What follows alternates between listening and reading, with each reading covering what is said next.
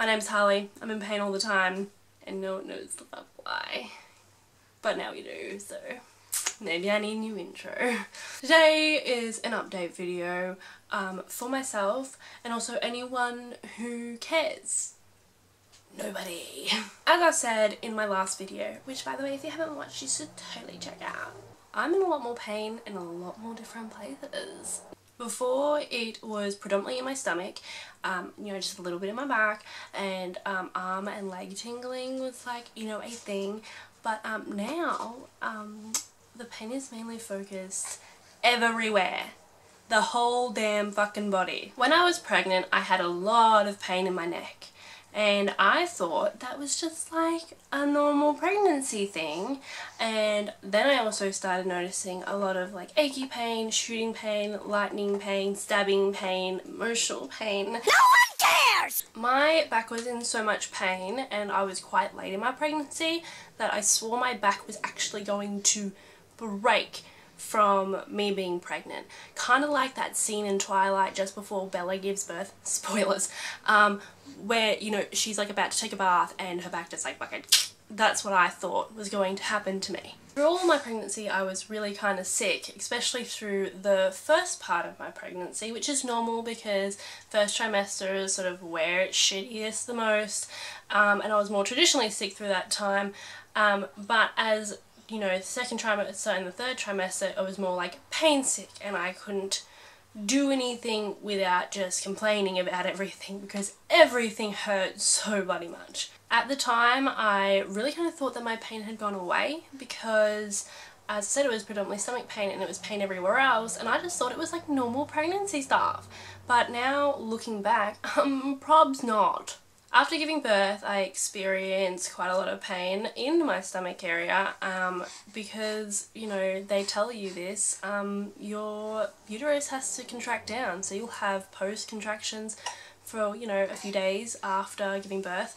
But I also had a C-section which made it really hard because, you know, I had a massive wound gaping in my stomach.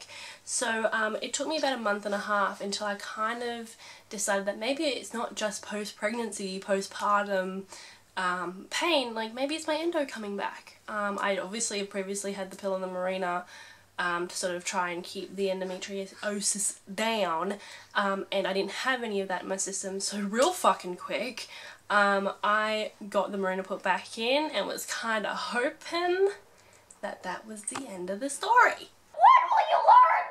What will you learn? As time went on, pain started to slowly come back, but as I said before, it was predominantly in my stomach, so I was a bit weirded out that it was actually majority in my back and my shoulders and a little bit in my arms and my legs again. So I just, you know, was trying to deal with it, and then we actually got broken into in the end of May, which I think I got like the flu after because I wasn't sleeping, and it was obviously a very stressful event, especially when you have like a 3-month-old and you have people breaking into your house and then showing up again when you're like trying to sleep that night. Like, the fuck? But I noticed that my pains were on a slow decline. It was slowly getting worse. So I was trying to, you know, appreciate every moment that I could as being a new mum without being in excruciating pain, because it was definitely around. Like, it was present, it was in my face. But it wasn't all day, every day. It was, I had bad days, I had some good days, I had days where I was mainly just achy or really fatigued, but you know, that also comes along with being a new mum and you don't frickin' sleep. While it was definitely getting worse, it was going at its own pace. Then, in August, some bitch stole my my things in the shopping centre. She stole my wallet and my phone. My brand new phone that I got legitimately 7 days before. A $1,600 fucking phone. But within a number of days of this happening, I went from like a steady decline to like jumping off a fucking cliff, plummeting down and burning in a fiery rage. That's when the pain became all day, every day, not a steady decline anymore. So a delightful new thing that started right around that time, I think legitimately like 2 days after that happened. So in my upper thigh, like I have one part of my leg that feels like it's being torn torn to shreds, like broken over someone's knee and then put through like a meat grinder.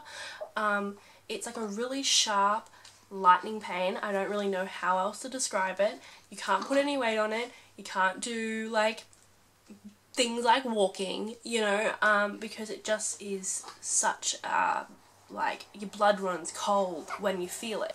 It's not a pain that I have every day by any means, but when I do have it, I'm a miserable bitch. Another thing I've noticed is my joints cracking a lot. I crack my back multiple times a day, that's all on me, like that's fine. But my wrists and my ankles and my hips and my shoulders and my knees, they all crack, like really big cracks too, like all the time. And I've never experienced anything like that so much before. And I don't know about you, but like I've got a baby and she does not sleep much. So when, you know, I'm checking on her to make sure she's alive and she's breathing, and then I'm like trying to sneak out of her bedroom and then my ankle just fucking, and it wakes her up. I am not enthusiastic about it.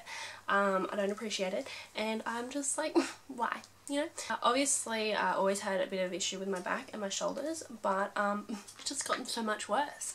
My back and my shoulders and my neck have, you know, they're just its own fucking style of fuckery. The back of my neck feels like it can't hold the weight of my head. Sometimes even if I just like try and lay on a pillow, like this here feels like I'm trying to pull my head off my shoulders. Like the strain that I feel is fun. My wrists and my ankles, they're basic little things, but it's sometimes like just kneeling down, my ankles go, walking, my ankles go. My wrists, I get really sharp pains in my wrist, or it just aches really bad and I feel like I needed like a compression wrap or something to just have any type of support with it. So I've gotten one of them and I wear that when it gets really bad.